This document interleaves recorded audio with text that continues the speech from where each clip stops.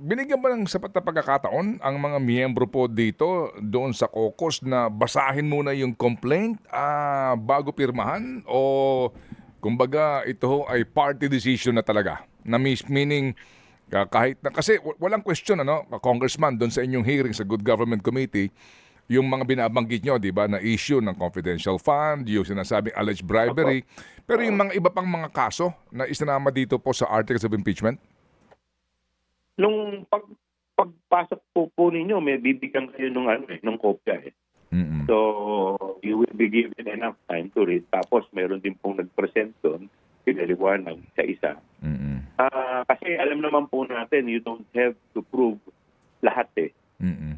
Kumbaga, isa lang po dyan ang mapatunayan. Ano na po yan eh. Kung maalala po ninyo, doon po sa kaso po ni Chief Justice Corona, Mm. more than, hindi ako sigurado po siguro mga 5 o 7 po na articles yung grounds na ipresenta po doon. Pero nung nakita po nila, doon sa ano pa lang, sa SALN pa lamang po, tapos na, dinrap na po nila yung iba. Doon na lang po sila sa focus. Parang hindi na humaba yung trial, kung meron ng conviction dun sa isa, pwede nang tapusin kaagad ano ho. Kasi nga kasi nga conviction or acquittal, pag meron na pong isa na malamang na makonvict, hindi na kinakailangan pa hong habaan yung discussion. Maliban na lamang kung talagang gustong tapusin po yung lahat ng articles of impeachment ang binabanggit nyo. So Congressman, ano ho ito, no? Parang biglaan. Kasi nung mga nagdaang araw, wala pa ho itong gantong sinasabi nga na mangyayari. Ano ba ang kwento dito? Kung mamarapatin po ninyo, Congressman, Opo. Ano ba kwento Opo. rito? Bakit biglang kayo po'y kinausap namin nung una tungkol po dito sa inyong Committee on Good Government hearing, kung kailan po ang closure nito, at natanong din po namin kayo dito po sa impeachment na ito. Mukhang biglaan ito. Marami po kasing humihingi. Diba, nung naalala po ninyo, may mga nag-file ng impeachment. Tatlo po yun, kung hindi po ako magkakamali. Yung una po kasi yung impeachment complaint na final, kung hindi po ako magkakamali, parang 23 ang nilalaman na articles na ito. So kung ito po ay tatalakayin, idudulog po sa Committee on Justice, tapos na po yung committee, yung 19th Congress sa June, hindi pa po tapos talakayin ito sa committee. Kasi bibigyan pa po ng opportunity para magpalitan po ng mga sagot. Yan po mangyayari dyan, may proseso po nagpataanan. So, kaya po yung iba po na congressman medyo hesitant doon po sa articles of impeachment nung una. Okay. Doon naman po sa pangalawa at sa pangatlo, parang ang lumalabas, parang konti naman ang laman. Parang hindi rin sila parang masyadong maiksi. So, parang if you could come up with something na okay, or medyo katanggap-tanggap, baka masuportahan. Kaya po, ito po, may mga kasama po tayo na gumawa po nito. At ito po yung pinresenta. Kasi dalawa po kasi yung proseso na pinipundaanan ng impeachment. Unang-una yung committee proceeding. Yun nga po yung dadaan sa mahabang proseso sa Department of Committee on Justice. Ang problema po kasi doon, pag natapos po ang 19th Congress at hindi pa po ito na-actionan o naidadala sa Senate, kasi dadali pa po yan sa plenaryo, so may proseso. Pag ganun po ang nangyari, may 1-year ban.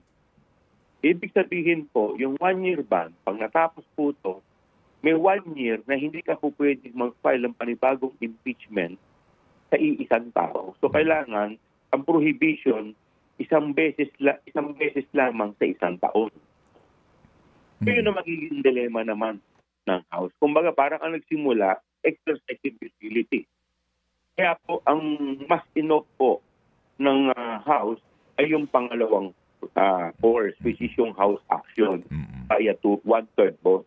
At ito naman po, hindi naman po first time na nangyari. Kung maalala po ninyo, yung panahon po ni President Erap, ganun din po ang nangyari. Opo. Congressman, meron po naman public pronouncement dito ang presidente mismo, no? At meron din pong isang malakihang rally na yun din po ang kanila hong sinasabi, no?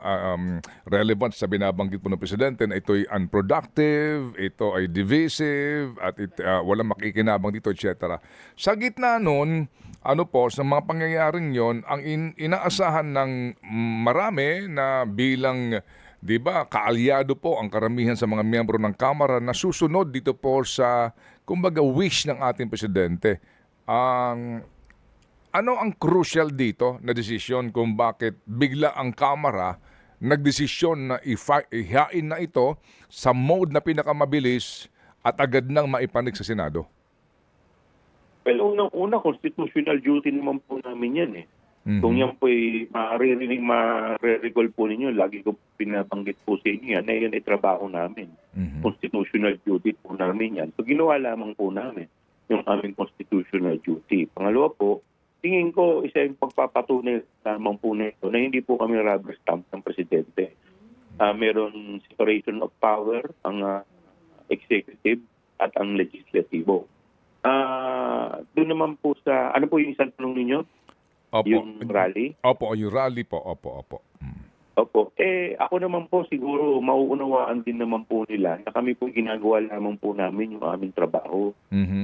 In fact, ang pagbabayan po namin, sinisingil na rin po kami, tinatanong po kami lahat kung ano na po ang nangyari. At in fact, isa rin po kayo sa mga nagpa-follow up niyan, sumusubaybay, nagtatanong, monitor.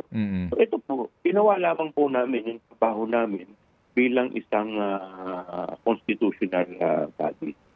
Opo. Kami po naman din ay sabi nga, nagulat man pero inaasahan din kung ano po yung isinasaad sa ating saligang batas na responsibilidad ninyo sa usapin po ng accountability dapat nga inyong ginagampanan. Salamat naman po, Congressman, pero hindi ba kayo nag-isip dito sa posibleng political backlash nito sa paparating pong halalan sa inyong district sa Manila?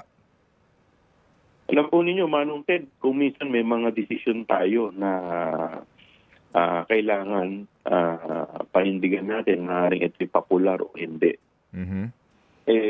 Ang leadership po talaga, pag tayo po, may obligasyon po tayo bilang leader na gabayan po natin ng ating mga kadistrito, ang ating mamamayan, kung ano po ang tingin natin na tama. Kung lagi po tayong matatakot sa backlash, wala po tayong magagawa. Congressman, ano ho'y itong dapat naming pakaisipin na nanguna dito sa resolusyon na ito sa paglagda ang anak ni Pangulong Marcos, na si Congressman Sandro Marcos? Ano po ba ito? Ang iba, ang pananaw dito, mukhang ito yung imprimatur na may go signal galing kay Presidente. Paano po namin dapat tanggapin kaya ito? Well, una-una, hindi ko po alam yung kwento dyan eh. Kasi kung makikita nga po ninyo, pang number 73 po ako. So, ibig sabihin, kung nauna po silang mga pumirma, hindi ko na po alam kung ano pong kwento dyan. Pero po, I will just take it as it is. Ginagawa po niya bilang congressman ang kanyang constitutional duty. Siguro, si Congress Sandro ay nasa tamang edad. Meron din po siyang pananagutan sa kanyang distrito. So, siguro naman, hindi naman all the time dapat siya po ay didiktahan ng kahit sino. Number 1 siya sa listahan na pumirma, di po ba? Yung po, ang pagkakalam ko, kasi actually, hindi ko po alam yun. Nakita ko lang po sa mga news. Nakita yung mga, pinakita po yung mga signal. So, nagulat din po ako na siya po yung number 1. So, di kaya talagang number 1 siya kasi nga bilang timon na may clearance ito kay Presidente.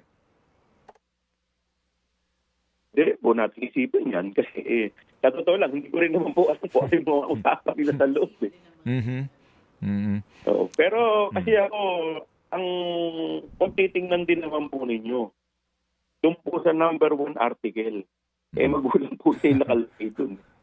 Siguro maski ako rin po yung kahit pigilan ako ng tatay ko, talagang pupunta rin ako dahil kung magulang ko na, pamilya ko ng nakalagay dito, medyo siyempre hindi rin naman po talaga maganda yun. Opo, yung pagbabanta sa buhay ng kanyang mga magulang, ano po? Opo, yung sinasabi Opo, ho ninyo na number 1 po sa articles of impeachment. So, Congressman, kayo ba nung pumirma kayo? Hindi ba nagtanong, pumirma na ba si Congressman Sandro dito? May ganun ba kayong tanong? Ay, hindi po Wala po, naman. kasi pila-pila lang po yun eh. Pipila ka kung pipirma ka na eh. So, pila-pila lang po kami, pumila lang po ako doon. Kaya nga number 73 ako. Actually, may mga tumatawag po sa akin na nung Martes po, may mga nagtatanong sa akin, parang meron daw, sabi ko wala akong alam dahil umiikot ako sa district ko. Okay. So it was only the following day, nung Wednesday, tungkol lamang po ito nalaman. Although kasi dati pinag-uusapan na yan, na sinasabi na yung yung impeachment kung magpo-proceed. Ako sinasabi ko, singil na rin tayo ng ating mga kababayan. Ako po, pag umiikot po ako, ang dami rin nagtatanong sa akin. Yung tanong po ninyo sa akin, yung nagtatanong sa akin ng mga constituents ko. Hindi ko na rin po alam kung ano isasagot ko. Opo. So, Congressman. Ako, sa totoo lang, medyo ano na rin po to sa akin. Medyo nakakahinga-hinga na rin po ako kahit pa paano. Okay. Congressman, dito ho sa akusasyon ngayon no, ng kabilang kampo na sigurado may kapalit yan. Hindi yan pipirma yung mga yan ng walang kapalit. Particularly po siguro sa usapin po ng, sorry po, no, diretsahan na lang, usaping pampinansyal o pangtulong sa halalan dahil nga sa may repercussion to sa ilang pong mga sektor na maaari pong hindi na sa inyo bumoto. Ano pong inyong masasabi doon? Nung hindi po namin ipinafile to, ang sinasabi, tinutulungan namin. So ngayon naman pong pinail namin to, ang sinasabi, may kapalit. So wala po kami pupuntang direksyon eh. So basta kami po, ang gagawin namin ang aming trabaho. So kasi ako sa totoo lang, sanay na po ako sa mga bashing. Ang dami na rin po nagbabas sa akin. Lahat naman po simula po akong maging chairman nitong Blue Ribbon, nasanay na rin po ako sa mga ganyan. Opo.